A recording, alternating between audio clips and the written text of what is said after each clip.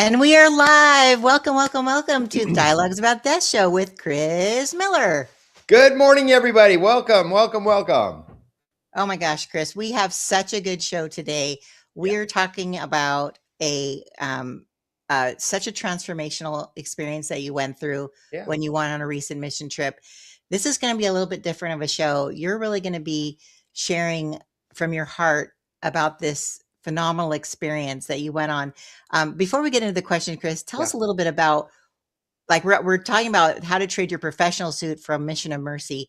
Yeah. Tell us how you got involved in these mission trips and where you went recently before I start asking you questions. Sure. So that's why we were dark last month, is because last month I had the opportunity to go to Armenia. And this is about the 5th international trip that I've been on over the last 10 to 12 years. But it's been my 3rd in the last 3 years. Ever since COVID, I've been able to do some international travel with my church, which is Crossroads Christian Church here in Corona, California.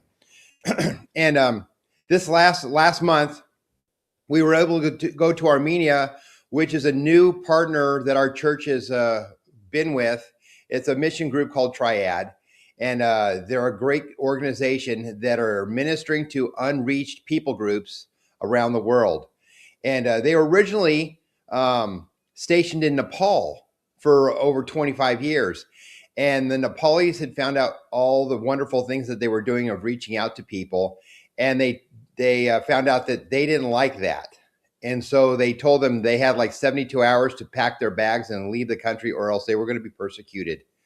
And so Jack, the gentleman that runs Triad, that started the organization almost 30 years ago, when he had his vision for Triad, he had his vision in Armenia. And so when they were being exiled from Nepal, he decided Armenia was the place to go back to, because it is right in the center of all these countries that are really suffering. And so now they've put up their organization there in Armenia, and they are now working with the surrounding countries on reaching people that have no knowledge of religion whatsoever. So it's just been a wonderful thing. And our church, Crossroads Christian Church, is partnering with them. And we were able to go out and spend 9 days there in Armenia and go over and outreach to people, outreach to the community, and just kind of get an information about their culture, and knowing why the Armenian people are the way they are, and how they outreach, and why Armenia is such a strategic point in the world for reaching the surrounding countries. Wow. And that was something that we're going to talk about, because they are very close to Iran.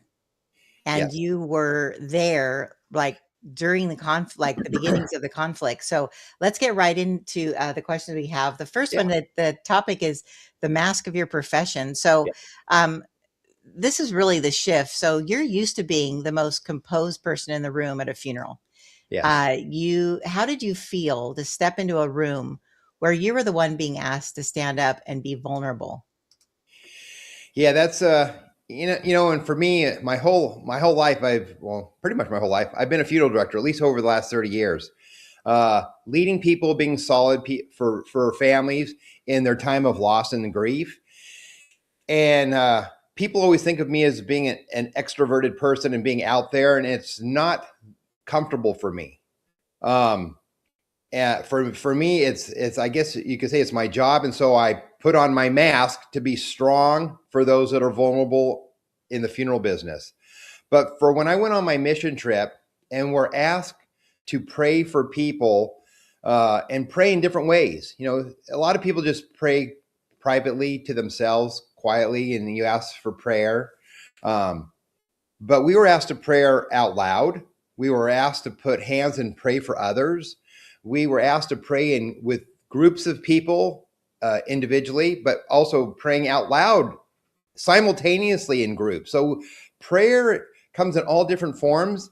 And for me, it's kind of really outside my comfort zone. And so that's another reason why I went on this mission trip, is to break down that barrier of fear about being vulnerable and going out there and sharing the experiences, and hopefully the knowledge that I have with being strong in the funeral business, is trying to to portray that strength through prayer.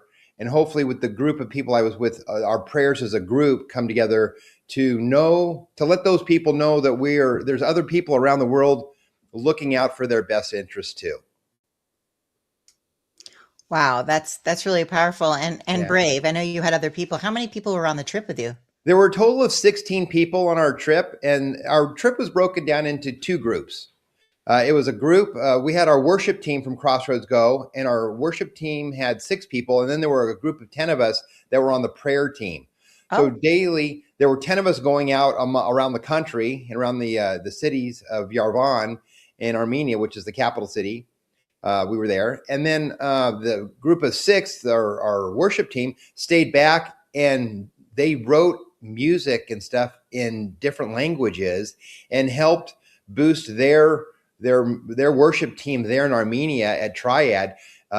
They wrote songs and they translated them into different languages, and then we were able to perform a lot of those songs, our worship team, with their team too. So it was really cool. wow, that is really cool. Yeah, I'm actually going to be sharing some photos later that you shared with me. yeah, I need to get them loaded up since I'm at a different workstation today. But I wanted to follow that up with the fact that there was a lot of tension in the area at the time. yeah, As this trip happened just 3 days before major bombings began, was yeah, there a moment of fear before you walked into that room with the Iranian group, yeah. or did the mercy part of the mission really take over? Yeah, I think just the conflict with the Americans and Iran had just started like 3 or 4 days prior to us leaving on our trip, and so there was a lot of tension, and we were in communication. The church was in communication with the mission team there, and the thing is, Armenia is like a sovereign country. There's no they're like protected. It's kind of like a Switzerland of that region. So there was no conflict within Armenia, even though there is conflict in Armenia amongst their own. But when it comes to other cultures, with the Iranian, the Assyrians, the Iraqis, the Russians, the Turkish people, they all surround Armenia. But for us, it was safe. And we didn't fly directly from the United States into Armenia. We had a layover in Germany before we went there. So we were coming actually in from Germany. So that was probably like it lowered the stress a little bit.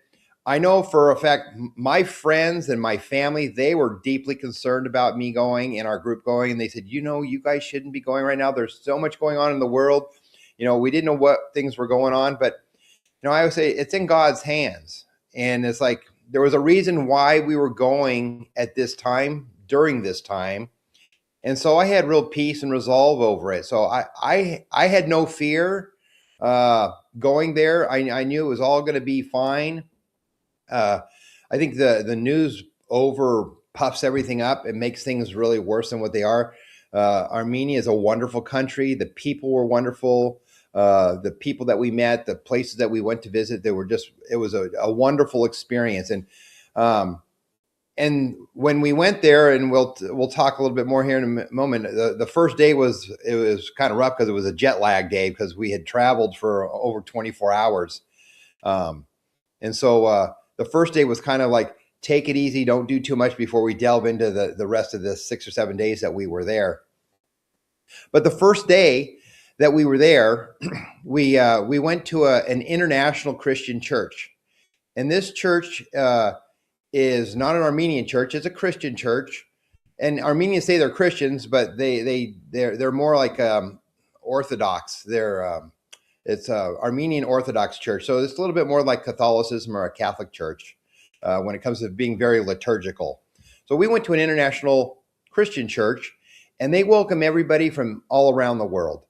And so when we were there that day, it just happened to be their church, and it was a Sunday evening. And the pastor, it was about a 2-hour service, and they did a lot of worship, and they did it in multiple languages, and it was pretty cool. And then the pastor gets up halfway through the service, and he likes to have everybody introduce themselves.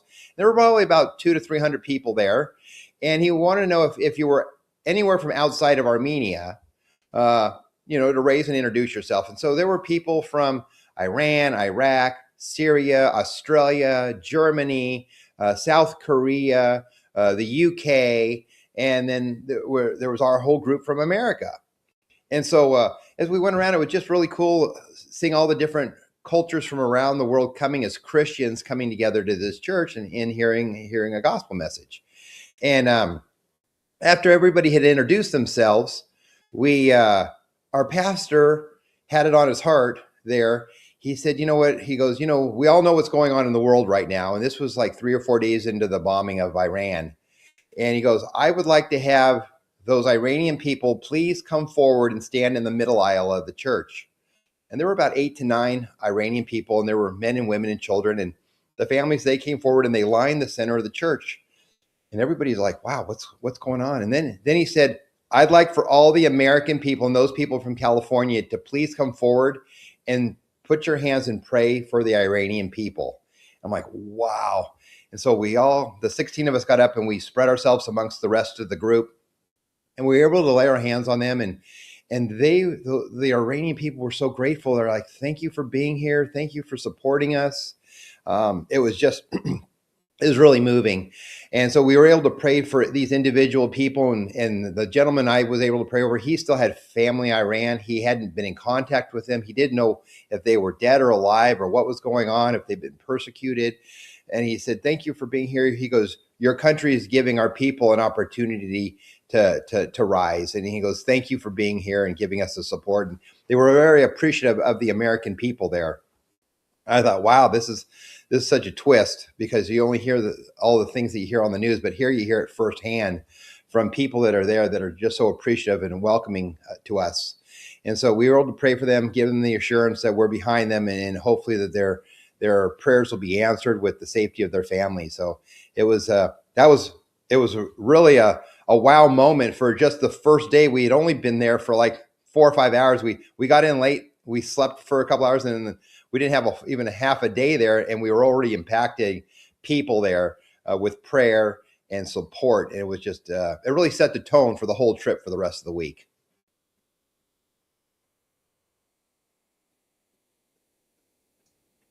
That's wonderful. I'm sorry, I'm multitasking. I'm trying to get your pictures loaded up, because I really want you to be able to show people, not only how beautiful this area is, but some of the people that you were with. You kind of answered one of the questions I was going to ask you, because I think that was such a, when we were talking about the show in prepping for it, you were talking about how everyone was so grateful.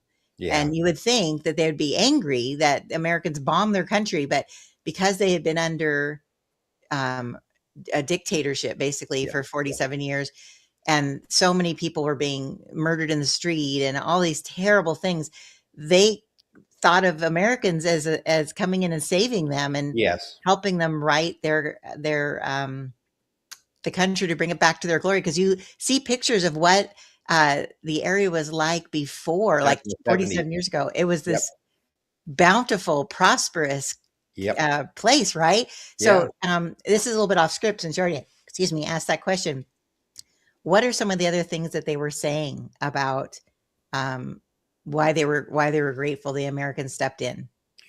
I think it's just giving them the opportunity, and I think they really feel like if they're having this opportunity, and I'm sure in the coming weeks we'll hopefully hear more from around the world of the people, the old regime, of the people that want their freedoms and their prosperity, and not to be they want to live free like Americans, and they've been so oppressed. And it's just they're just so grateful that they're having this opportunity, and they're coming together. They're organizing now, and I know that they're afraid for the families that are still left behind, and they may have to, I know that they're wanting to see if their families are still alive, and if they're not, to come out of Iran. But Iran is like, the borders are like locked down right now, so people are kind of stuck in there. So they're having to go ahead and just organize there, and so I wish them the best. I still continue to pray for them at night. I pray daily for the people of Iran and for their freedom and their prosperity. And I know that their prayers will come true here.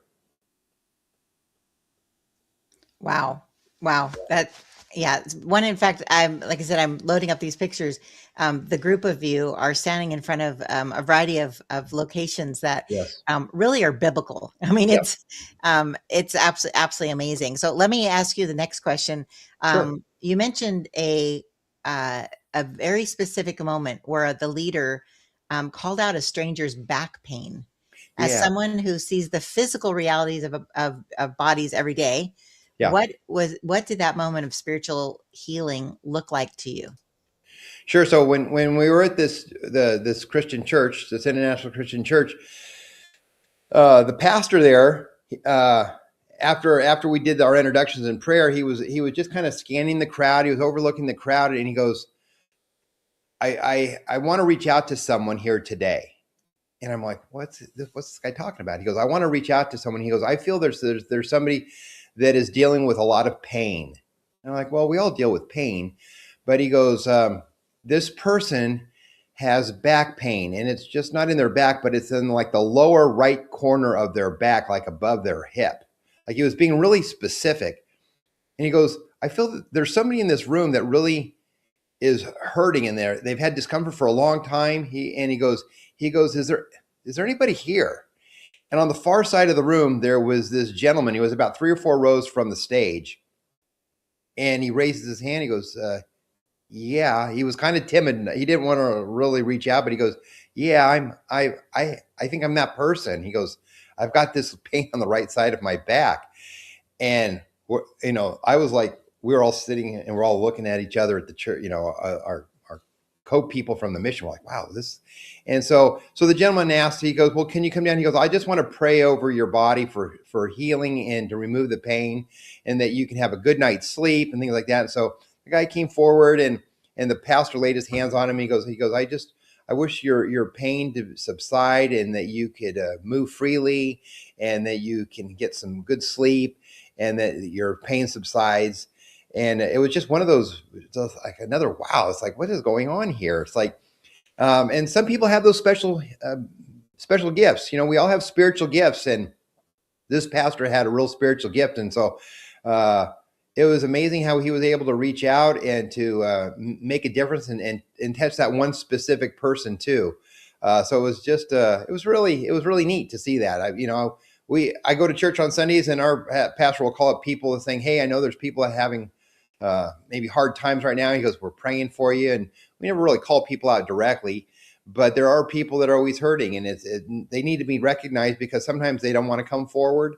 But you know that there's people out there that are thinking of you if you are hurting. And if you have aches and pains, or if maybe you have heartache from a loss or something, it's like, we want you to know that you're not alone, and there's people out there praying for you. You might be unnamed or unknown today, but if you're listening to this, there's always prayer for you. There's people always praying for those that are hurting, praying for those that are sick, praying for those to get well. So I just want to let you know there, if you're listening today, and if you're hurting, if you have pain, if you have heartache, if you have loss, I'm thinking of you today. And I'm thinking of your prayer, and hopefully that you have healing and peace in whatever may be before you.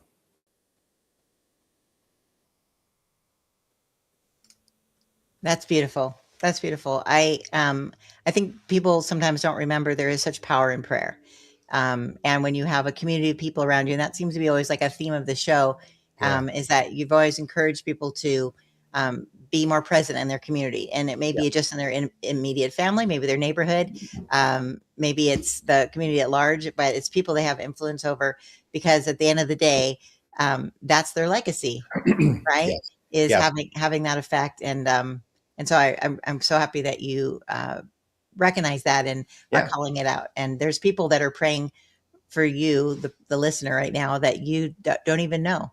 That's There's right. communities and local churches and people of faith that want what's best for you. And so Absolutely. if you ever do need extra prayer, I know the team at Thomas Miller Mortuary is always available to talk. You don't have to just call Thomas Miller if there's if someone has That's right.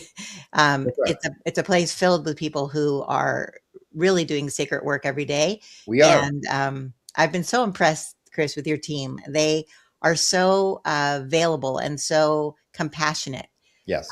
with their community members, that they go out of the community and people come to them. But it is a wonderful. And then speaking of, we have a few actually logging in. Kathy, good morning, Kathy. Morning, Kathy. I want to pray for Kathy. Kathy's been a little under the weather this morning, the last Oh, couple of days. So Kathy and Christine over there at my Sierra location, they've both been a little ill. So I just want to let you know that I've been thinking, and hopefully you can get better over the weekend. I know we're coming into the weekend, that you can just get some rest and relaxation, and that you are on the way of healing, and that you all feel better so you can get back to work and serve the families that we do every day. I love it. Yeah, the Riverside location is absolutely gorgeous. If you guys have never been to the La Sierra location in Riverside, Yep. it is just Go a for a tour. beautiful. Yes, Yep. have a tour. It's Yep. awesome. Christine and Um, Kathy would love to give you a tour of the facility, show you all the wonderful amenities that we have there. If you're looking to have a memorial service or a celebration of life, we're there for you. That's awesome. Kathy is grateful. So thank you. I'm so glad you're feeling better. Oh, and we also have Mitzi Sanchez Morning, on. Mitzi. Yay. And also we have someone, I don't recognize the name, but good morning, old Doc. Old Doc. Is that a nickname for Well, you? no, I hope not. I'm not. I'm not old, and I'm not a doctor. But good morning, old Doc. Welcome. Thanks for being on board. I love it. All right, well, let's get to the next question. I'm still trying to load up these pictures. If I have to, I'll put them on my phone and show you. Okay. But yeah, so just absolutely gorgeous. Okay, so the next question that we had was in regarding the politics versus the people. We Yeah. often hear a specific narrative about Iran or Iran in the news, and you saw something totally different. You saw gratitude and joy. Yeah. Transitioning back to our community, how do we bridge that gap in our own community? Hmm. Well, I think it's just a stereotype because all people show love. I have two or three Iranian friends here in Corona, and they are just God loving people. Um, and they fled their country back in '79 because they didn't want to, and their families didn't want to be under the rule of those people that are just evil. And so they've had their freedoms today, and so they appreciate. They know the potential of what Iran has, and they're looking forward to it going back to the way it was back 45, 50 years ago. And so I would say, what you hear on the news is just a point of view, no matter what view you see, and they're always just trying to, I think, cause more upheaval and strife on the news, and you really don't hear the truth unless you go see it yourself, or you hear people that have actually lived through it. And being going to Armenia, I was able to see and hear and talk to people that lived in those surrounding countries, that were able to get out and have the freedoms by living in Armenia until their country is taken back. And I know there's the 3 or 4 people that I know here in Corona that are Iranian, that are looking forward to that day that they can go back to their country too, and help the people of that country, because they're wonderful people, they're brilliant people. And politics aside, you got to put the politics aside, because people are people, and we're here to show love and grace to everybody, no matter what our views are. And I believe that wholeheartedly, that all people were created to love, and we just need to show love. Put politics aside, and go out. And that's why I do the mission work that I do, because that's what the good Lord asks us to do, is to go out and help those that are underserved, help those that are in need, and we do. We have plenty of need here in our community, and I help our community out greatly with a lot of the wonderful organizations that we have here. But I think to go outside your comfort zone, to go out and do something outside your city, your state, or your country, and to help others too, helps bridge the gap of bringing love around the world and bringing it to others that may not realize it, because they only hear it on television. But when they see people from America come to their country, or when we see Iranian people come to America that want to help others, we see it and we hear it firsthand, And I think that's what makes a difference, and that's where the politics versus the other side. It means you got to hear it firsthand. You can't hear it and take your knowledge from the news and the internet and social media, because it's just polluted with a bunch of nonsense. I agree. I agree. And so the fact that you were there obviously speaks volumes. Yeah. And it looks like I'm able to show some of the pictures. Well, there we go. Let me adjust this so we'll be able to see it better here. See if I can get this on the screen so we can see it better. Yeah, Uh, that's our whole group. That's the whole, I think, all 16 of us there. And that was it's one of the last it's one of the only Roman temples that are still standing in Armenia. And we went to this place. This was like the king's summer palace back like 1,000 years ago. The Armenian king. I think this was like in the 7th century. So yeah, 2,000 years ago, or like 1,800 years ago. This was the summer palace. So he lived down in the palace, but when it got too hot and the weather was bad, he would come up. This was up in the mountains, and this was kind of like his weekend getaway. It's now, and back then, the Romans had a lot of influence, like several thousand years ago, in that region. So that's why the architecture there is a little bit more of Roman columns and Roman style. And so, but we went there, we prayed, and what's happened there is we prayed for other cultures and other religions at this site. What they've done at this Roman temple that is standing there, they do, back in the day, they did a lot of pagan worshiping there, and different, like, demonic things there. So we prayed for peace, and we prayed for Christianity. We prayed for all the different cultures that are just not nice, and not Christ-like, and not, just evil people. We prayed for peace and calm over them, and that they may see the light. And there are other cultures that do that. They get broken down. There's people with addictions and stuff, and you go this way, and people get addicted because they've had traumas in their life, and they've either been put out on the street, or they've lost their jobs, or they've lost a family, and they turn to drug and alcohol, and they turn to bad things. And I pray that they get to a point where they just open up and turn to a person to help them. This is on our way there that day, and this is just we stopped on the side of the road just to stretch our legs. And this is just like a kind of a road stop area. And in the background, it's hard to see on that picture, but that was Mount Ararat is in the background behind me. But this was an unusual late spring. Here we were there in March, and it snowed a couple days. Typically, snow is already gone, and the springtime starts to come. But this year they had a late winter, so it's still a lot of snow on the ground. And you'll see there's a couple other pictures. We have a lot of snow. But it was wonderful. It was nice to actually, because I think when I was there, it was like 80 and 90 degrees here in California, which we've had a unusually hot spring. So here is this is in downtown Yerevan. That is their largest Armenian Orthodox church in the background there. And so we prayed for the Armenian people and the Armenian church when we were there. And this is where we prayed in a circle. If you go back to that picture while I'm still talking about it, there where our group got together, and we prayed in a group, and we just prayed individually. And this was like in a public square outside the church, and there were several people then walking up to us during our prayers, and they were asking, "What are we doing?" And we said, "Well, we're praying for the people of Armenia." And some of the people walked up and say, "Would you pray for me?" And so a couple of ladies from our group, they went and they prayed with this group of ladies. There were 2 ladies, and then there was also a single man and his dog. He came walking by, and another couple of us went by and prayed for him. And we had a couple of people in our group that were Armenian too, so we were able to do a little translation. We prayed for them, so it was kind of cool. In this square, we were able to touch people that. It was just one of those timing things. We were there. We were praying for general things for the country.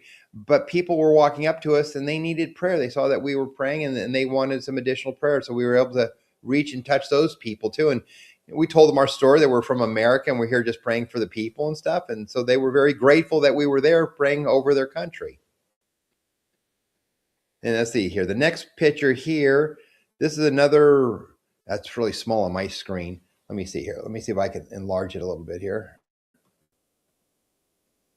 That one here, another picture of Mount Ararat. This was just outside of another monastery. So Armenia has per capita some of the most monasteries in like the world. They've got hundreds of monasteries and churches.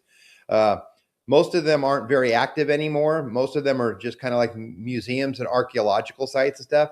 But it's amazing, some of these beautiful churches and the stonework and the carvings that are done there. So this was another site on our way there to one of the sites of it was called Gregory the Illuminator.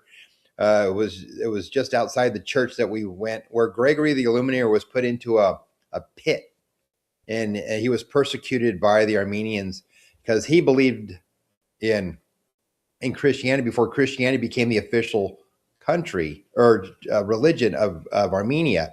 So he was a Christian, and at the time they were Muslim. They were just other cultures, and then the king got sick, and he got a disease where he couldn't be healed, and he tried to get all the medical doctors to heal him at the time and stuff. And again, this was thousands of years ago, and they said, well, you got to talk to the guy in the pit. He can help you. And so they pulled him out of the pit, and he healed the king. And so by being so grateful that Gregory the Illuminator healed him, the king proclaimed Armenia to be a Christian country after that. And that's why it became a Christian country. And it's a Christian country around a bunch of Muslim countries. And so you have all these Muslim countries around there, but Armenia is in the center of it. And so that is one reason why Jack and Triad moved back to Armenia to do outreach, because they can use Armenia as their base and outreach to people from Lebanon, Syria, Iran, Iraq, Jordan, and then also Georgia and Turkey and Russia. All of those are all in the immediate area there. And they're building disciples now, and they're building missionaries there in Armenia, and they're going out to help support those surrounding countries. It's just a wonderful thing.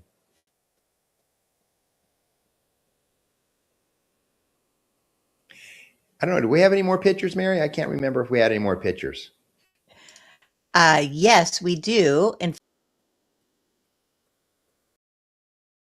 uh-oh, we're having some technical difficulties, I think, this morning. And I know our show is probably coming to an end here pretty soon. I know we've almost hit our time limit, but we might have one more question or two. I don't know. We do. There you go. Sorry. There we go. We're getting we're getting techie today. We're bringing in stuff, and we're just becoming so techie around here. But it is interesting. Like when we were talking before, this is kind of what framed some of our questions. Is that you really were in a country that was had a national. I didn't realize that there was that Christianity was the national religion. Yes, and that they were surrounded by people who let's just say didn't have their best interests in mind. That is correct.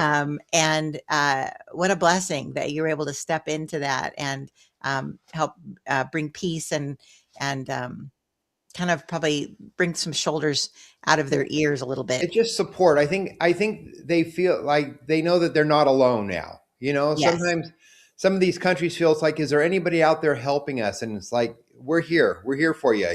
America wants peace. Yes. Yes. And we have peace through strength, unfortunately, but that's how it is. Sometimes somebody has to be the parent or the grown up in the room, right, and put the kids in timeout. And that's what we're doing. We're putting the kids in timeout so we can all get along. That's a great way to say it. And hopefully they'll grow up and then take it on themselves, which is awesome. That's right. And again, bringing it back, and what I'll do, Chris, is that when you were actually there, you were sending me pictures, and I was sharing Yeah. them on the story. So Yeah. if anybody ever follows us on social media, on Instagram or Facebook, we're always trying to share in our stories some up to date things behind the scenes. So Yeah. I'll go ahead and post all those pictures Okay. on your page so people can actually see them. Perfect. And then I'll get some of your stories and I'll kind of add it to them so they can kind of Wonderful. see that. But we do just have two more Sure. questions for you, You and then bet. we'll wrap up the show. But if someone feels, based on your experience of going on these mission trips, if someone is watching that really feels stuck in their professional suit, whether, as she said, whether a burger flipper or a CEO, what is the first Yep. step they can take to start their own mission of mercy? And again, it doesn't need to be around the world. We are all living in our Sure. own in our own mission field. So what would be the first step they can do to start their own mission of mercy? I think you just need to have the passion or desire to help others, um, and to show love and to show support, no matter what it is. If it's helping veterans, if it's helping homeless, if it's helping those who are mentally ill, if it's helping people with food insecurities, there's plenty of organizations that are already out there. You don't have to create a new one. You could probably just reach out to your local chamber of commerce, either any local churches in your area. Also, look for the non-for-profits. Just hit non-for-profits in your town near me, and then type in like homeless veterans or anything whatever is your passion to helping people. You can help people right here in your own backyard, and that's where you would want to start. We started, my wife and I started years ago. We started just helping at the food pantry at Crossroads, just helping here locally. And then as things moved forward, we said, hey, we're helping locally, but let's help outside of our community too. And so I know that there was, during about 15, 20 years ago, there was some major hurricanes and then tornadoes in the Midwest and down south. And so our church helped an outreach, and we brought food and clothing for those locally here in the United States. And then I said, well, let's help further. And so then I got into mission trips. So it doesn't matter what the budget. It's not about how much money you give or put into it. It's time, and time is almost more precious than money. So if you carve out time in your day, if you carve out time in your schedule, if you take a personal day or you work on a Saturday or Sunday, like tomorrow, as a matter of fact, our Rotary Club is doing a community service event, and it's a health fair at Corona High School. And our Rotary Club is going out. I'm going to go out and volunteer tomorrow for 3 or 4 hours here locally back in my community. So it's just those things of giving back, wanting it in your heart to give back. And, when you do that, it kind of fulfills you. It makes you feel good when you can help others. It doesn't matter how much money you make and how secure you are. Sometimes the richest people are kind of poor in spirit because they have money, but then they have a sad heart. I think those people need to go out and give their time and show that they care by giving of themselves to others and helping at a food pantry, helping at any organization you want. Like I said, you don't have to start anything unless you find there's not a need in your area and you need to start something. Then maybe get a couple friends together and then start grassroots and ask for some volunteers. And then you can go to some other businesses in town and say, hey, well, this is what we want to start. Would you be willing to support us a little bit? And so you can get started with grassroots efforts of helping. But for me, to fulfill my need after my wife passed away, fulfill her wishes, because she was always working in the food pantry. My thing in my life now that I'll be 60 here in a couple months is to do mission work, is to give back. I'm fulfilled. I've succeeded in everything I've wanted to do in my life, but now I want to give back above and beyond that. And I think that's what brings it full circle in your life. And if you could start earlier in life, starting and I know Crossroads has mission trips for their high schoolers. It's part of their high school curriculum, as they require the students to go out and do mission work. And they're doing mission work here in Corona, LA County. They've got a mission trip going to New York, and then they do international trips. So we do it locally, regionally, nationally, and internationally. And so you got to find whatever's within your budget, within your time, and whatever your calling is. and your calling will change throughout life. You might help an organization for 2 or 3 years, and then you might change paths and find something else that is in need. And you just need to pray about it. You need to think about it. Just lay down and close your eyes and say, Lord, where do you want to put me today to help others? And you'll find it. It'll come to you. It'll come to you in a dream or a thought, or maybe in passing by. You might be out at the grocery store. You might be out in the community, and it might be a road sign or something out on the street that will just kind of click in your head, and you say, that's what I got to do. And so just pray and think about it, and it'll come to you. And then again, doing it is more fulfilling than anything. Is helping others and giving a little time of yourself. It is very fulfilling. I love that. That's why I love working with you, Chris. You're so inspiring to me as well Thank you. as our community.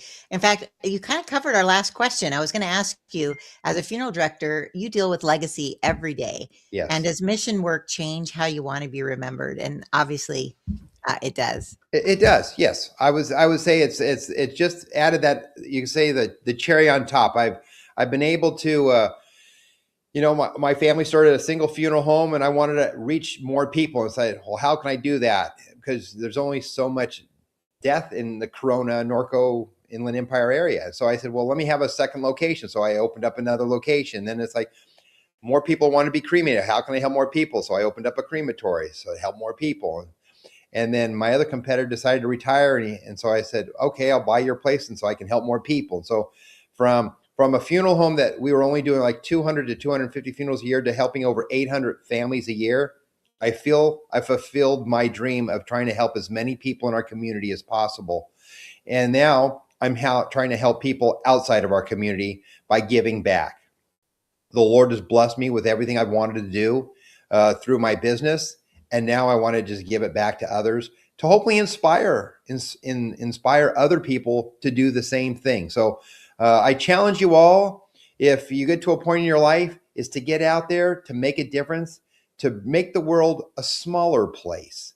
Because as you come together and you do mission work outside of your community, you'll realize that mankind is here to help each other, to support each other, and to love one another. So I encourage you with those final words is to go out there to make a difference and support your local missions and support your local groups, and to show love. To show love is what it's all about. I love that. That's a perfect note to end on. And I think it's so inspiring. So that's awesome. Okay, Chris, hang on for a minute. We're going to You end bet. the show, but I had a couple things for you. But until next time, in fact, I wanted to share when our next show is. We're going to be, again, this is the Dialogues About Death show. It's brought to you by Thomas Miller Mortuary and Crematory. And we have both the Corona Chapel as well as the La Sierra, which is out in Riverside. And Chris just mentioned about his competitor, Walker Family Funeral Services, right across from Corona Regional. Yes. Is his location as well. So, you're being well taken care of. And again, funeral service isn't just about when you die. Like, there's so much help that your business helps with the grieving process. And that's why Yes. you have workshops. In fact, we have a workshop coming up in August, which will be here before we know it, August 30th at Walker. We're going to be doing a what to expect your first year, Yep. which is difficult. People don't know sometimes. I mean, nobody knows until you're hit with a loss. Yep. How to deal with it. And so we That's want to right. provide those tools. And we have so many resources for that. So please check our website out, call the office. We're here for you. We're not going to sell you anything. We just want to be of service, That's right.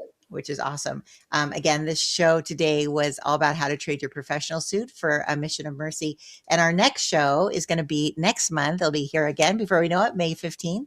And I think we're going to be talking a little bit about personal losses, like because it's around Mother's Day. We're going to be talking about mothers and fathers and those relationships. But we'll announce that more. And I will obviously, as I said before, put up your pictures from your trip. Yes. So people can really look deep into them and see them and get a little bit of the story. So we'll talk a bit when we go offline. But again, thank you for joining us, everyone. You bet. Also, I want to do a shout out to all my OGR members. Oh, yes. Yes, let's do that too.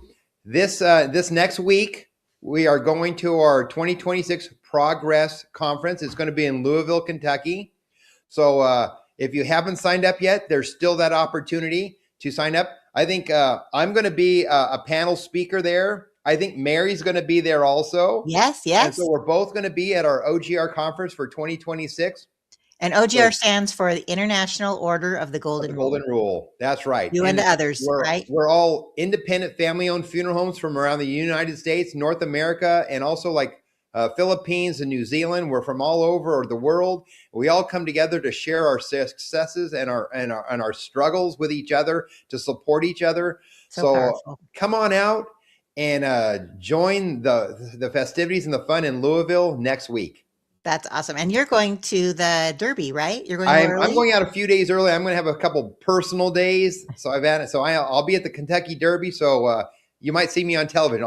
Have a bright green jacket on Derby Day, so maybe you'll see me on the television. Oh Bright my green. gosh. Well, we're looking for that. And All we'll have righty, to get some pictures of that to share. you bet. Awesome. Well, again, thanks for tuning in. Thanks for being a part of the Dialogues About Death show, everyone. And we'll see you next month on May 15th.